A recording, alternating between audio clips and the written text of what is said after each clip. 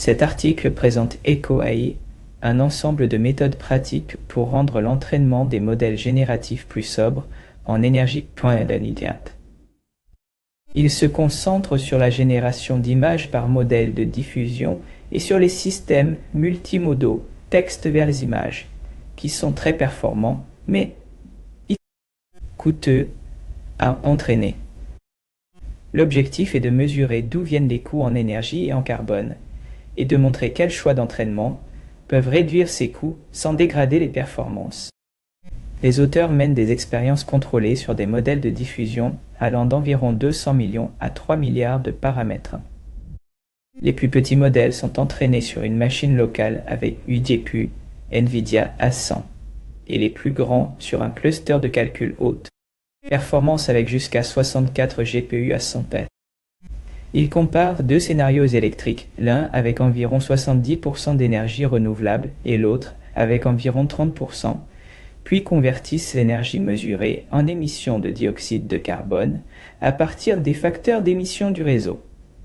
Ils font aussi varier la durée d'entraînement, la précision numérique, le choix de l'optimiseur et la taille de lot, tout en suivant la puissance, avec des outils de mesure standards. Les résultats montrent plusieurs tendances nettes.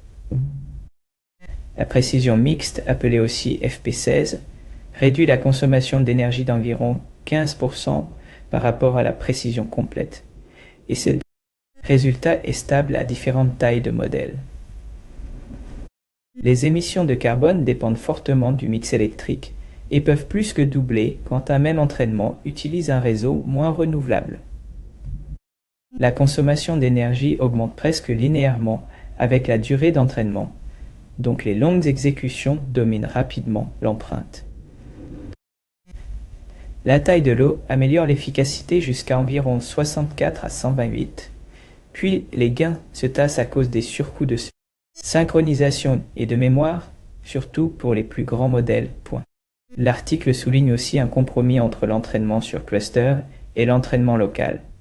Un cluster peut être efficace s'il est bien utilisé et bien refroidi, mais il peut gaspiller de l'énergie s'il est sous-utilisé, et il peut émettre beaucoup plus de carbone s'il se trouve sur un réseau fortement carboné.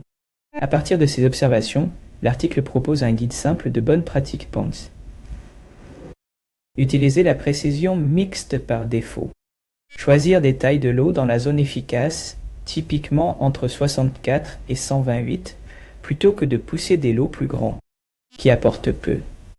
Privilégier une énergie plus propre quand c'est possible, en choisissant des régions moins carbonées ou en lançant les entraînements quand les renouvelables sont plus disponibles.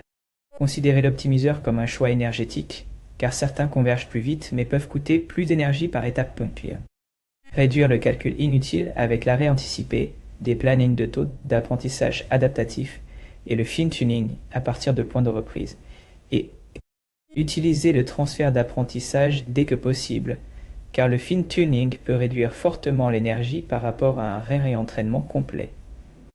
Enfin, l'article appelle à de futurs travaux reliant qualité du modèle et émissions, mesurant plus précisément l'efficacité des centres de données et explorant des méthodes d'entraînement et du matériel qui diminuent l'énergie par opération.